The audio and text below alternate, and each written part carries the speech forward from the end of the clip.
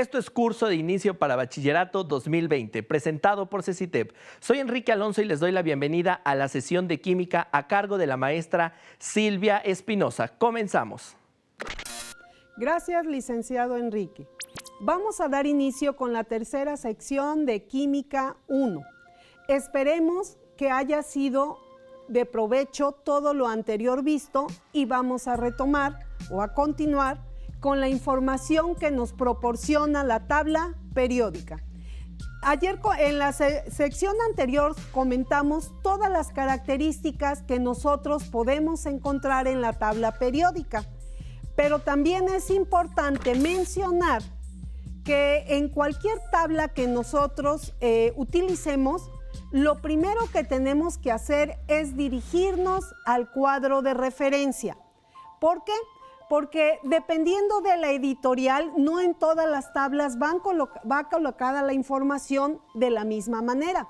Entonces, tenemos que recurrir al cuadro de referencia, donde generalmente me va a indicar esa editorial a dónde está ubicando cada uno de las características o cada uno de los valores que nosotros vamos a utilizar. ¿Como cuáles? Como el número atómico, la masa atómica, el símbolo, la electronegatividad, todas las características que va a tener. Siempre lo primero que debemos de hacer es recurrir al cuadro de referencia. Ahora, si ustedes se dieron cuenta, empezamos trabajando con lo que era la materia y sus características. También vimos cómo nombrar vamos a ver cómo nombrar esos diferentes compuestos. Existe una rama de la química que se llama nomenclatura. En este caso, la nomenclatura me sirve para dar nombre a los compuestos. Por si no lo saben, son reglas que debo de seguir. No nada más es uno este elemento con este y le voy a poner tal nombre. Recuerden ustedes que todo eso ya fue investigado, ya fue probado, comprobado, para poder en este caso dar nombre a un compuesto. Bien, para representar los elementos químicos, nosotros utilizamos simbología. Ya habíamos quedado la simbología que está en la tabla periódica de los elementos, en este caso la primera letra mayúscula, la segunda minúscula. Entonces, utilizando esa simbología, nosotros representamos los elementos. Ahora, para representar las sustancias o compuestos, vamos a utilizar fórmulas químicas. En este caso, una fórmula química es una expresión formada por símbolos químicos, subíndices, que nos informan de la composición o estructura de una sustancia. Vean, ya se forma un compuesto, tenemos un ejemplo, el agua. Está formada por hidrógeno y oxígeno, pero tiene un numerito abajo. Ese número es un subíndice, al igual que en matemáticas, pero tiene una información. Vamos a ver. Las fórmulas moleculares son propias de las sustancias que se encuentran constituidas por moléculas.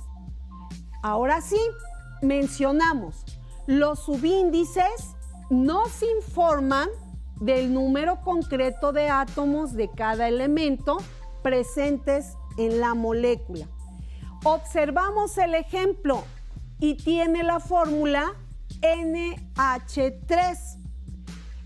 Quiere decir que en esta molécula de amoníaco hay un átomo de nitrógeno y 3 de hidrógeno.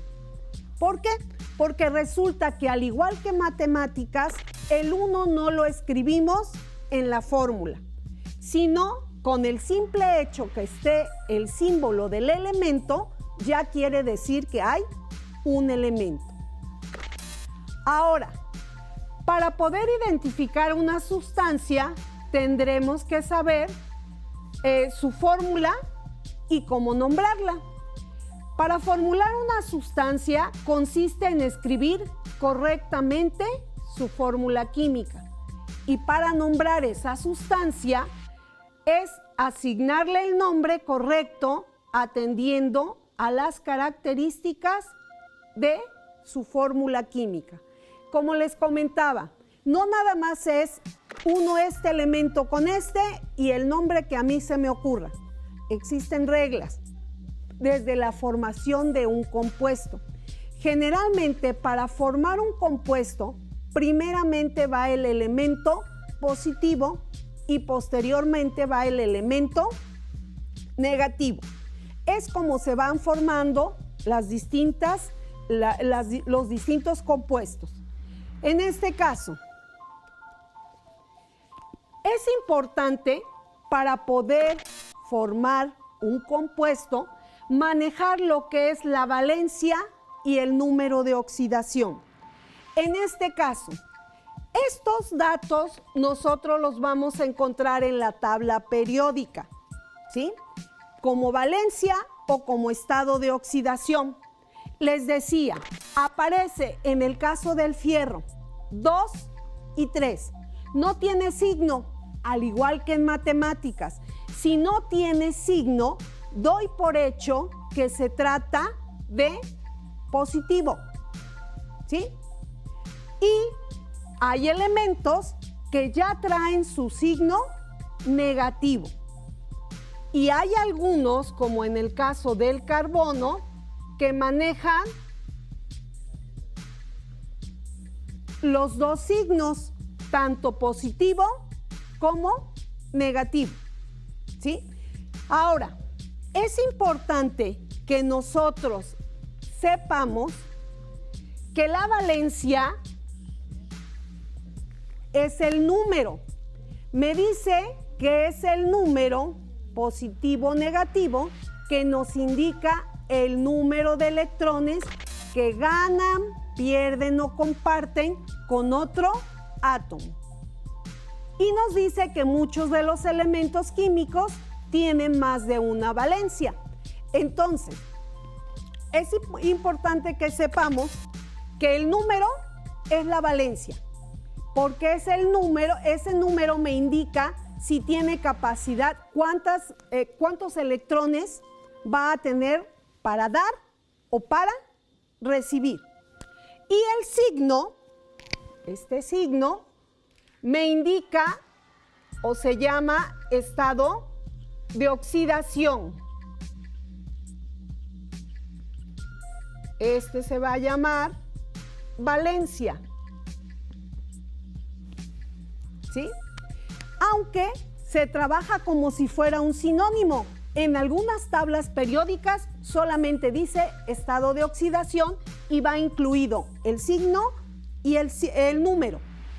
Y en algunas otras tablas solo dice valencia y también se refieren a los dos. Ahora, ya quedamos que la valencia es el número que me indica cuántos puede dar o cuántos puede recibir. El signo me está indicando si este elemento únicamente recibe o también da, ¿sí? En este caso, el fierro, él se especializa en dar 2 electrones o 3. El oxígeno se va a especializar únicamente en recibir, porque tiene negativo. Únicamente va a recibir electrones.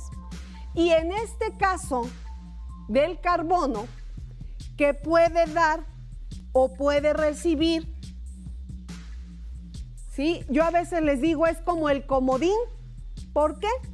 Porque muchas veces él, si trabaja con un positivo, se vuelve negativo.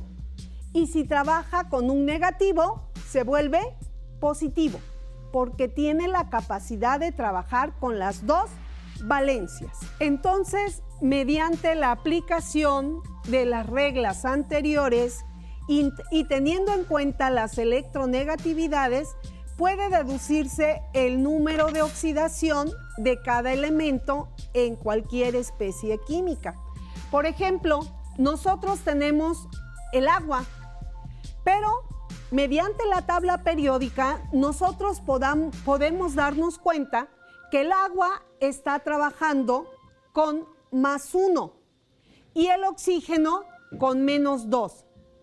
En el caso de cada uno de los elementos, te invito a que tú lo cheques con tu tabla periódica y observes cuál es la valencia de cada uno de ellos.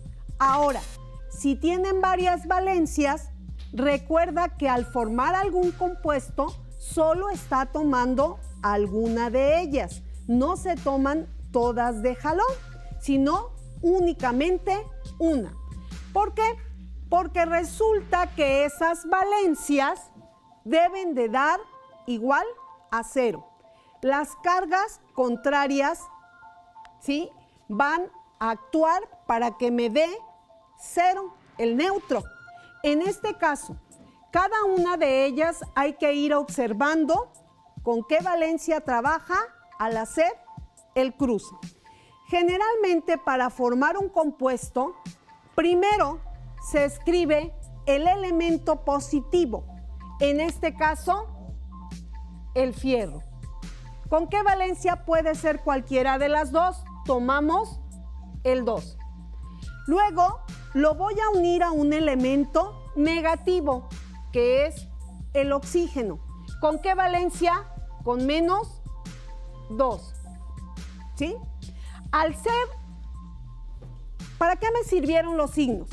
Los signos me sirvieron para saber cuál elemento iba primero y cuál después, ¿sí? Una vez que ya hicieron esa función, únicamente voy a utilizar el número. ¿Qué es lo que voy a hacer? Un cruce, ¿sí? Me quedaría Fe2O,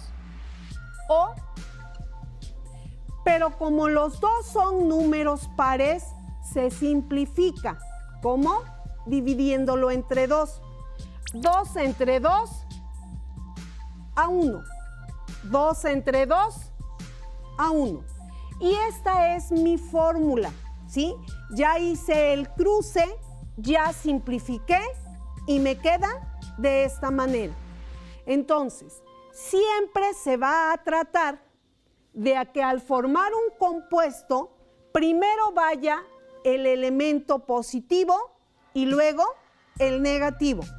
Posteriormente se hace el cruce, se simplifica si es necesario para que la fórmula quede. Ahora, vamos a continuar con los tipos de compuesto. Después de ver cómo podemos formar compuestos, ahora vamos a ver de qué tipo es. Vuelvo a repetir, sugiero que se trabajen con más ejercicios para que quede completamente entendido cómo es esta formación. Ahora, los tipos de compuestos. Nos dice que hay compuestos binarios formados por dos elementos. Tenemos algunos ejemplos, ¿verdad?, de compuestos formados únicamente por dos elementos. También hay compuestos ternarios, que son aquellos que contienen tres elementos distintos independientemente del número de átomos de cada uno de ellos.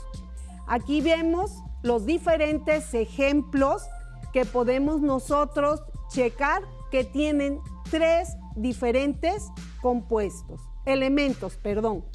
Y los compuestos cuaternarios son aquellos que contienen cuatro elementos distintos independientemente del número de átomos de cada uno. Aquí tenemos ejemplos del carbonato ácido de litio. Si ustedes cuentan, tienen cuatro elementos diferentes. Ahora, para nombrar los compuestos químicos, en este caso, se siguen las reglas de la IUPAC. ¿Qué es la UPAC? La Unión Internacional de Química Pura y Aplicada. Esta organización se encarga de validar todas las reglas que surgen para nombrar un compuesto. Porque imagínense ustedes, a lo mejor yo científico, se me acaba de ocurrir una regla y bien fácil. Vengo, la doy a conocer y a lo mejor mi región la va a manejar de esa manera.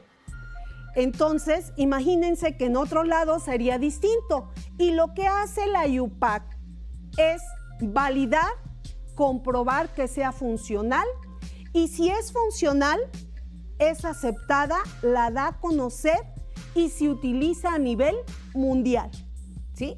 A lo mejor va a cambiar el idioma, pero la regla va a seguir siendo la misma. Entonces, para ello, según la UPAC, se aceptan 3 tipos de nomenclaturas para los compuestos inorgánicos, que es la nomenclatura sistemática, nomenclatura de stock y nomenclatura tradicional. Vamos a ver en qué consiste cada una de ellas. La nomenclatura sistemática dice que se indican las proporciones en que se combinan los distintos elementos de un compuesto mediante los prefijos multiplicativos apropiados. O sea, que para uno se utiliza mono, 2 di, 3 tri, 4 tetra, 5 penta, 6 hexa, 7 hepta, 8 octa, 9 nona, 10 deca, 11 undeca, 12 dodeca, sucesivamente. Vean la primera fórmula, es la que nosotros hicimos y simplificamos. En este caso, es importante que veamos en qué número quedó el oxígeno. Si nos damos cuenta, quedó en el número 1. Por lo tanto, el 1 lleva el prefijo mono, monóxido de hierro o monóxido de fierro. En el caso del nitrógeno 2, oxígeno 5, quedó en 5 el oxígeno. Por lo tanto, 5 es penta. Pentaóxido de, tiene un 2 el nitrógeno, dinitrógeno. Esa es una nomenclatura que se utiliza para dar nombre a los diferentes compuestos. Posteriormente, sigue la nomenclatura stock. Aquí nos dice que la valencia del elemento se indica con números romanos y entre paréntesis inmediatamente detrás del nombre. Seguimos con esta misma fórmula. Si nos damos cuenta, trabajamos con la valencia 2, ¿sí? Entonces, aunque ya se simplificó, vamos a ver el primer ejemplo. Es óxido de hierro y entre paréntesis la valencia con la que trabajó, que es la 2. Entonces, en este caso, hay más ejemplos. Sugiero que sigas trabajando con tu profesor para resolver estos ejercicios o entenderle. Vamos con la siguiente nomenclatura, que es la nomenclatura tradicional.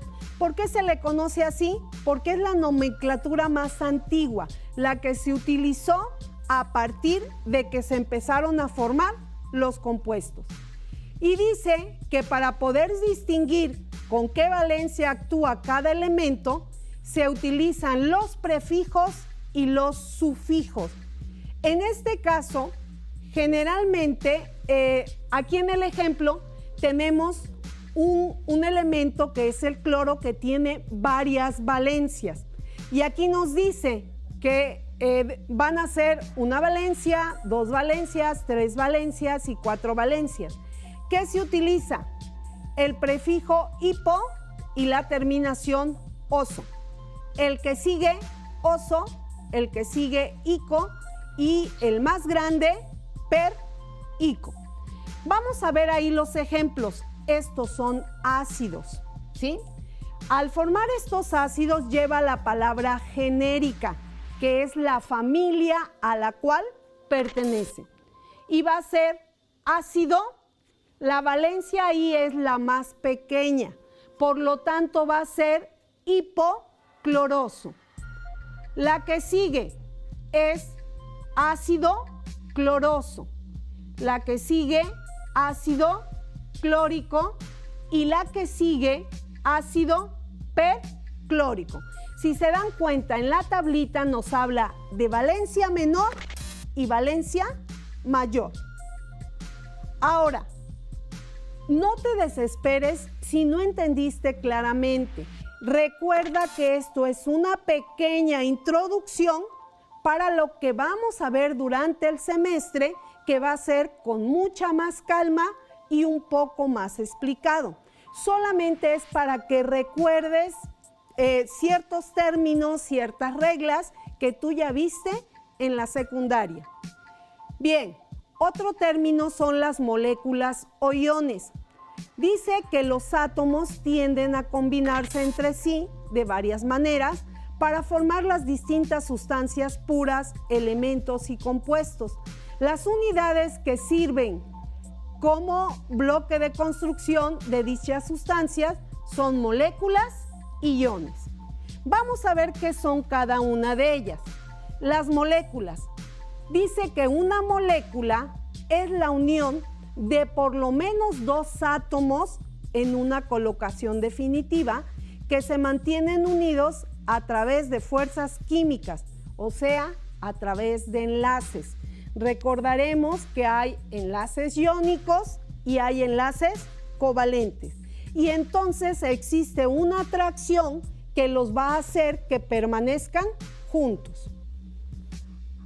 Ahora, un ion es un átomo o un grupo de átomos que tienen una carga positiva o negativa. Si ustedes se dan cuenta, en la tabla periódica aparecen de esta manera, ¿sí? Pero muchas veces, cuando el elemento ya dio su electrón, se carga positivamente y entonces deja de llamarse átomo para ahora llamarse ion, ¿sí? Es una de las características que ellos van a tener para poder identificar si es un átomo, debe de ser neutro. Si es un ion, se trata de un átomo que ya dio o ya recibió electrones y entonces ahora se llama ion. Espero les haya servido estas actividades para que ustedes concluyan con sus maestros y se pongan de acuerdo. Ahora, aquí vamos a tener una pequeña tabla donde ustedes van a ver que se utiliza, por ejemplo, el tipo de compuesto, un hidruro. ¿Qué fórmula? Agua. Nombre, pues agua. Estado físico, líquido. ¿Qué características? Dice que es el disolvente universal y el líquido más importante para todos los seres vivos. Un óxido metálico, dióxido de carbono o dióxido de carbono. Recuerden que se puede decir de las dos maneras, bi o di. Y su estado físico a temperatura ambiente va a ser un gas. ¿Qué características tiene? Se produce en la respiración, en la combustión y es un contaminante, pero no es tóxico, responsable del efecto invernadero. Y así como ven, cada una de las fórmulas o del compuesto que se fue haciendo, nos vamos a dar cuenta que ya está estudiado, que ya se saben sus características. No estamos descubriendo nada nuevo, simplemente estamos entendiendo cómo se lleva a cabo y cómo se hace. Entonces, hay trabajo que tenemos que realizar durante el semestre, pero lo importante es que hayas entendido, hayas recordado y te asesores con tu maestro para poder llevar esto a buen término. Con esto terminamos esta sección de química y esperamos haya sido de provecho para ti. Hemos llegado a la parte final de la clase del día de hoy. En su pantalla aparecerá un correo electrónico donde pueden hacernos llegar sus dudas, preguntas y sus actividades. Nos vemos en la siguiente emisión.